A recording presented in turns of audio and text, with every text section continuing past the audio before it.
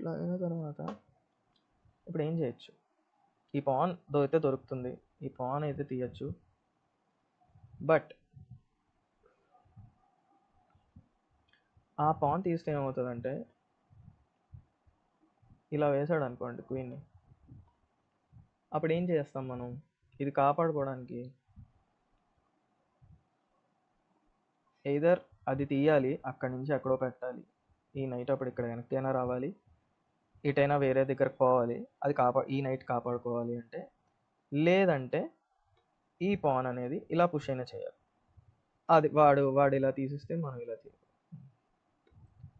వాడు ఇలా తీస్తే మనం ఇలా తీయడానికి. ఓకే,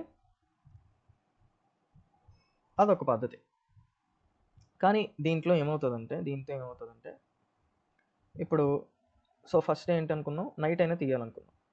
సో నైట్ ఇక్కడ పెట్టాం, అక్కడికి నైట్ వెళ్ళదు కానీ నైట్ ఇక్కడ పెట్టామనుకోండి, ఎందుకు రైన్నారు, నైట్ ఇక్కడ పెడితే క్వీన్ ఇక్కడ ఉంది కాబట్టి, ఒకవేళ క్వీన్ ఇక్కడికి వేసాడు, మనం నైట్ ఇక్కడ పెట్టాము, క్వీన్ ఇక్కడ ఉంది, మరి ఈ నైట్ని ఎవడు కాపాడతాడు, అప్పుడు వాడు ఇలా తీస్తాడనమాట, మన నైట్ బొక్క. ఓకే, సో నైట్ని పక్కకి తీయకూడదు. ఓకే, అండ్ నెక్స్ట్ పాన్ వేద్దాం అనుకున్నాం, ఈ నైట్ని కాపాడడానికి ఇలా పాన్ వేద్దాం అనుకున్నాం.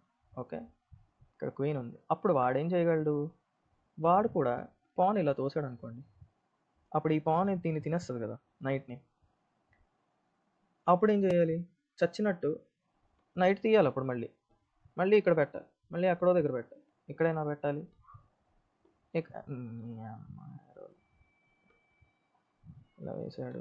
ఇలా వేసాడు, అప్పుడు నైట్ ఇక్కడైనా పెట్టాలి, ఇక్కడైనా పెట్టాలి, ఎక్కడో దగ్గర పెట్టాలి బేసిక్, మళ్ళీ తీయాలి అక్కడి నుంచి.